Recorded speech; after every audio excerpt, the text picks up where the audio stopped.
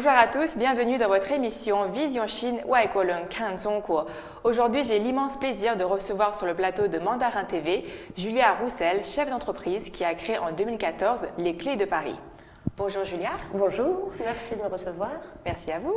Pouvez-vous en quelques mots vous présenter à nos téléspectateurs et présenter votre parcours et les Clés de Paris? Alors, je suis parisienne, j'ai 31 ans, j'étais professeure d'histoire-géographie jusqu'en 2013 et je suis partie donc à Shenzhen en 2013 et à la suite de ce séjour, j'ai décidé de créer mon entreprise qui s'appelle donc Les Clés de Paris, Palitiao, qui est donc une agence de voyage et d'événementiel sur mesure pour des touristes asiatiques uniquement et généralement des touristes VIP où on mixe un petit peu le business et le loisir. D'accord. Bon, on y reviendra tout à l'heure sur les Clés de Paris. Votre premier voyage donc s'est fait en 2013. Dans quelle ville vous avez été et dans quel contexte s'est fait ce voyage? Alors, je suis partie à Shenzhen pour la première fois donc en 2013. C'était donc un contexte un peu particulier. Ça n'avait rien à voir avec ma situation professionnelle. Donc, j'ai mon ancien amoureux, mon amour d'enfance en fait, qui a décidé d'aller ouvrir une succursale de l'entreprise de ses parents en Chine. Et qui donc, avant de partir, m'a fait une déclaration et m'a proposé de le suivre pour tester l'aventure avec lui. Donc, j'ai décidé d'accepter. Pendant les vacances scolaires, donc je l'ai rejoint. Et bon, malheureusement, je n'ai pas eu le coup de cœur pour lui. Vous n'êtes pas resté très longtemps, alors que pendant les vacances scolaires? C'est ça, pendant 2 mois et demi. Voilà, 2 mois et demi. C'était vraiment le temps de m'habituer à la Chine, de voir également comment les choses allaient se repasser, puisqu'on était toujours amis, mais c'était différent. Et puis donc, le coup de cœur pour la Chine, et puis ensuite, une nouvelle aventure. 2 mois et demi, c'est quand même pas mal pour un premier voyage en Chine, ça reste assez long. C'était vraiment dans l'idée de m'adapter à la culture chinoise, à la vie en Chine, puisque l'objectif final était de rester vivre avec lui là-bas. Voilà, donc je pensais qu'un voyage de 2 semaines, je n'aurais clairement pas le temps de m'adapter à l'environnement, de découvrir des gens, de voir si je pouvais me plaire tout simplement pour vivre en Chine. Qu'est-ce qui vous a marqué lors de ce premier voyage, la chose qui vous a le plus étonné quand vous avez mis les pieds dans ce pays? Alors la première chose qui m'a surprise, c'est vraiment la démesure. Des routes immenses avec plusieurs axes, des bâtiments très très hauts, des gens vraiment partout. J'avais l'habitude de dire à mes amis pour comparer un petit peu qu'on avait l'impression d'être à Châtelet en période de solde, mais partout. Donc c'était partout et tout le temps. Donc ça c'est vraiment la première chose, puisque j'ai pas mal voyagé, mais je n'avais jamais vu d'endroits où vraiment tout était multiplié par 10. Et jusque-là, la Chine, vous l'entendiez, avant de mettre les pieds dans ce pays, vous l'entendiez par la télévision, par les journaux, par peut-être vos amis qui ont déjà été en Chine. Et avant d'y aller, est-ce que vous vous êtes beaucoup renseigné déjà sur ce pays ou pas? Alors j'ai étudié la Chine, mais l'histoire de la Chine dans mon parcours universitaire, mais j'avais fait le choix de ne pas me documenter sur la Chine pour vraiment arriver avec un regard neuf et complètement innocent. Donc lorsque je suis arrivée à Shenzhen, j'ai appris sur le tas. Différents aspects de la culture chinoise. Et quelles sont les choses qui vous ont le plus étonné et celles qui, au contraire, vous ont un petit peu déçu par rapport à l'idée que vous faisiez de la Chine? Alors, ce qui m'a étonnée, c'est ma popularité, si je puis dire, puisque à Shenzhen, il n'y avait pas beaucoup de personnes blondes. Et donc, j'ai été très surprise par les gens qui voulaient me toucher ou me prendre en photo. C'était au début assez déconcertant, puisque je n'étais pas vraiment habituée à ça et pas très à l'aise avec ça non plus. Je remarquais qu'on me prenait en cachette, etc. Donc, je n'avais pas vraiment compris. Et encore une fois, si j'étais restée que 2 semaines, je serais restée sur un a priori. Et puis, en comprenant par la suite que c'était absolument pas personnel, mais pour ce qu'on peut représenter l'Occident, etc. Donc c'est quelque chose qui ensuite est devenu tout à fait sympathique et je me prête volontiers au jeu. Mais au début, c'est vrai que c'était un peu bizarre d'être prise en photo constamment. Ça, et puis deuxièmement, les odeurs particulières, notamment les odeurs de chotofu, qui m'ont un petit peu donné des nausées et rendu malade parfois.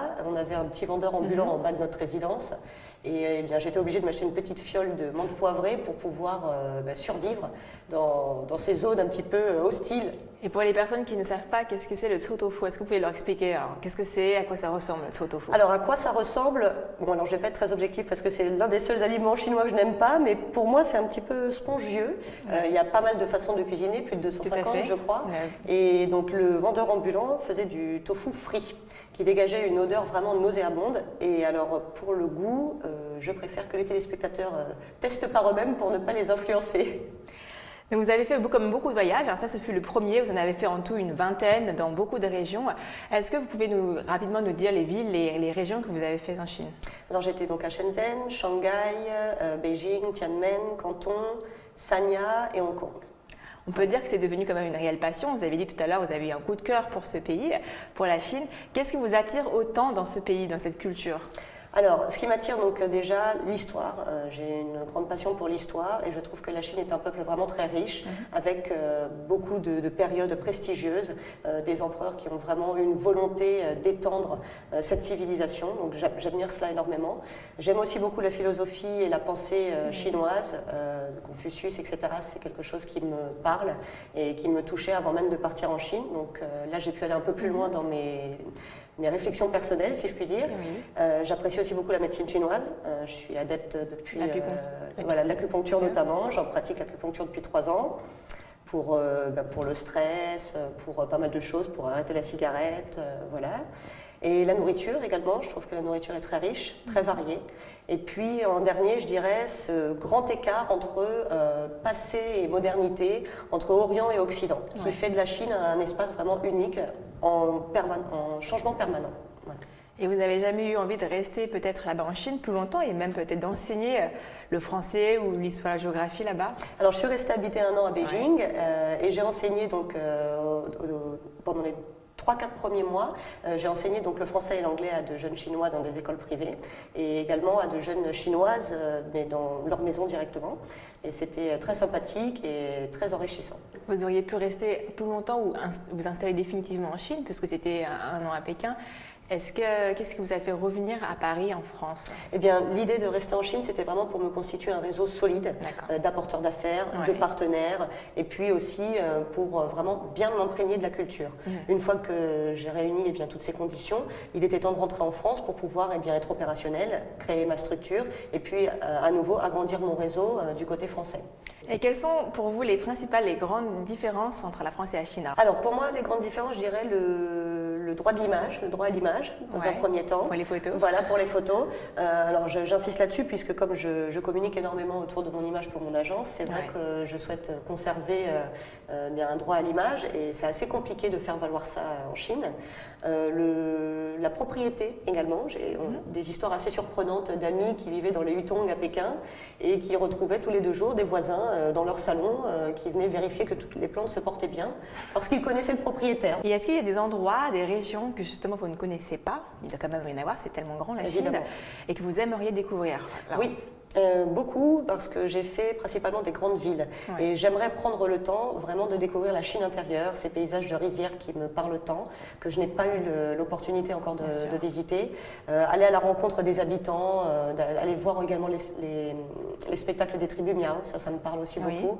J'aime beaucoup toutes leurs parures en argent, etc. J'aimerais aller voir découvrir toutes les minorités ethniques. C'est ça, les minorités ethniques et puis encore aller un petit peu plus dans la culture et puis aussi j'aimerais beaucoup avoir l'opportunité d'aller dans un temple pour pouvoir faire une petite retraite spirituelle. Voilà. Et qu'est-ce que vous avez compris et appris de la Chine après tous ces voyages? Alors, la leçon d'intérêt, si vous deviez nous dire. Alors, si je vais résumer cela en une notion, je dirais l'importance de la face de faire garder la face à son interlocuteur. Oui. Voilà, pour moi, c'est vraiment quelque chose qui était une notion assez abstraite et que j'ai appris vraiment à comprendre par des actions quotidiennes. Alors, c'est-à-dire que concrètement, un exemple que j'utilise avec par exemple mes partenaires qui sont des marques haut de gamme, on va dire un touriste européen qui viendrait dans une boutique et où la queue serait un petit peu longue, où il y aurait un petit peu d'attente, laisser aller au niveau du personnel.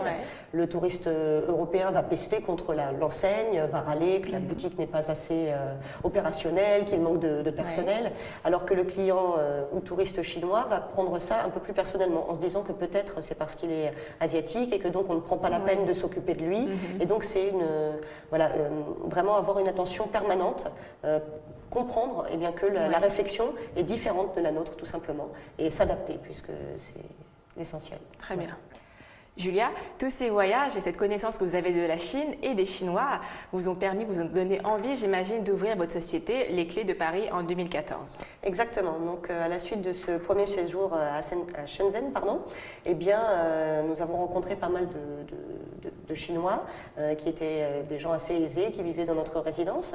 Et il y avait plusieurs groupes qui partaient donc à Paris pour les vacances d'été. Et à cette occasion, eh bien, comme j'ai toujours aimé l'organisation, la gestion des événements, eh bien, je leur ai proposé mon aide pour pouvoir leur faire un petit programme personnalisé, sans savoir que ça allait être eh bien, le démarrage d'une nouvelle et formidable aventure, les Clés de Paris. Donc je leur ai proposé diverses sorties, donc culturelles, plutôt romantiques, plutôt gastronomiques. Et je me suis arrangée pour leur avoir de très bonnes tables, pour essayer de leur avoir des petits avantages, pour que vraiment ils apprécient leur séjour.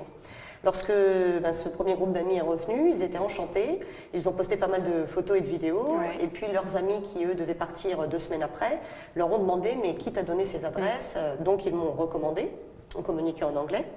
Et sans le savoir, eh bien, c'est comme ça que cette aventure s'est lancée. Donc j'ai créé ensuite un 2e séjour sur mesure, puis un 3e, puis un 4e, en 2 mois, donc de façon totalement désintéressée, puisque c'était juste pour aider mes amis et pour faire découvrir vraiment le Paris que j'aime. Voilà. Pas le Paris que tous les touristes peuvent voir, et pas les endroits vraiment surchargés où ce sont des attrapes touristes et où malheureusement les grands tours opérateurs envoient un maximum là, de vous, c'est touristes vraiment asiatiques. du sur-mesure, vous proposez une expérience, mais alors vous accueillez souvent les touristes chinois qui arrivent, qui veulent découvrir Paris et sa région, mais est-ce qu'à l'inverse, vous faites aussi découvrir votre Chine? Donc, alors, pas pour le moment. Voilà, non. Pas pour le moment. J'aimerais dans un futur... j'aimerais beaucoup développer cela, mais pour être honnête, je n'ai vraiment pas le temps. Donc pour l'instant, je me suis vraiment spécialisée sur la France. Et donc pour faire découvrir eh bien, l'art de vivre à la française, mais adapté selon les sensibilités culturelles chinoises. Bien sûr.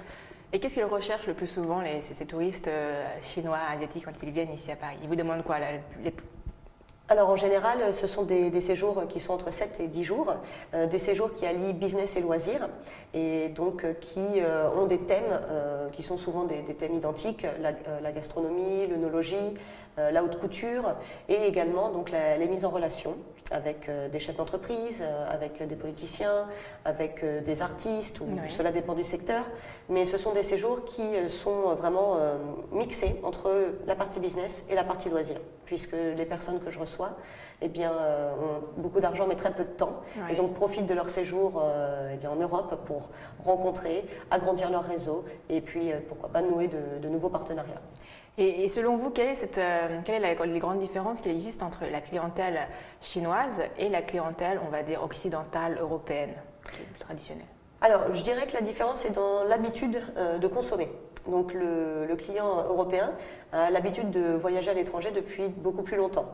La Chine s'est ouverte à l'international depuis peu. Donc, c'est pourquoi les habitudes des touristes chinois diffèrent par rapport aux habitudes des touristes européens. Ils ont, je dirais, l'habitude d'emmener avec eux un petit morceau de Chine, tant pour la gastronomie que pour le quotidien, par exemple pour les horaires de lever, de repas, ce genre de choses. Ils sont très demandeurs donc, de Made in France, c'est-à-dire d'expériences authentiques et de rencontres avec, eh bien, avec des Français. Le souci, c'est que la barrière de la langue peut parfois être un mur. Donc, à nous de proposer eh bien, des activités où le langage ne sera pas un souci pour pouvoir créer du lien. Voilà. Je dirais que le client chinois est demandeur d'expériences riches en contenu, encore une fois pour pouvoir reposter sur les réseaux sociaux, etc. Mais également parce qu'il a une culture de l'Internet qui est très ancrée. Donc, les internautes chinois sont très nombreux à réserver en ligne, à consulter des forums de voyage, etc. sur WeChat, ou à consulter sur Ctrip. Et ils voient fréquemment les mêmes photos, les mêmes offres. Donc, ils sont à la recherche de quelque chose de plus exclusif, de plus innovant. Voilà. Julia, partagez un petit peu votre expérience avec nos téléspectateurs. Quels conseils donneriez-vous pour les personnes qui souhaitent entreprendre des relations, réussir des relations avec les Chinois? Alors je dirais dans un premier temps qu'il faut revoir notre notion de temps, puisque la patience est vraiment une arme pour moi chinoise. C'est quelque chose qui est très intéressant à observer et à découvrir. Et je dirais que le business à l'occidental est un petit peu plus pressé et plus frontal. Il y a d'ailleurs un proverbe de Confucius qui dit qu'avec le temps et la patience, la feuille du mûrier devient soie. Donc c'est quelque chose qui pour moi n'était pas logique au début, puisque je suis très dynamique et très speed, et j'ai dû donc m'armer de patience patience et ça a été également bien, un très bon travail pour moi-même de comprendre cette logique et de comprendre bien, la puissance du business à la chinoise, puisque c'est une technique que je comparerais à l'acupuncture, avec une petite aiguille qui rentre, mais qui va très loin. Alors que je dirais que nous, occidentaux, sommes plutôt avec nos gros sabots, quelque chose de très contractualisé, de très réglementé, et où l'aspect humain aussi est un petit peu oublié. En Chine, il y a également tout un protocole autour de la convivialité.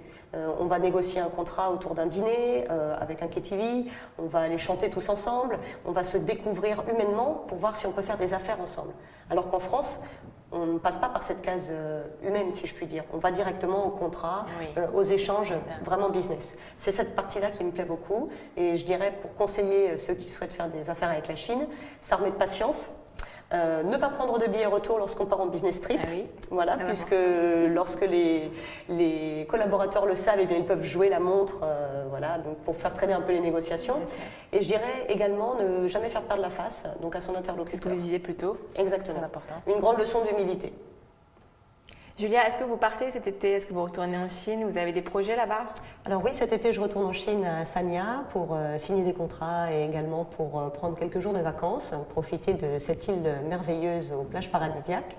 Et nous avons prévu également de faire un petit circuit en Chine intérieure, encore une fois pour eh bien, des raisons professionnelles, pour pouvoir signer des contrats avec différentes municipalités, notamment autour de différents projets, comme des jumelages entre des villes françaises et chinoises, et de nouveaux projets, notamment pour l'agence, comme des football camps.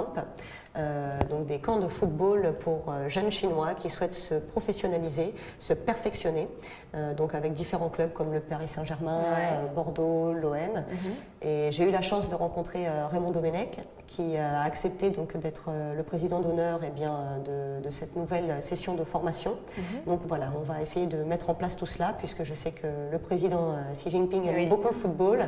Eh bien, on va essayer d'aller promouvoir un petit peu cela. On vous souhaite beaucoup de succès. Merci beaucoup, c'est très gentil. Merci Julia d'être venue. Merci à vous de m'avoir reçu. Merci beaucoup. Au revoir. C'est la fin de votre émission Vision Chine, Merci de nous avoir suivis et je vous donne rendez-vous la semaine prochaine pour un nouvel épisode.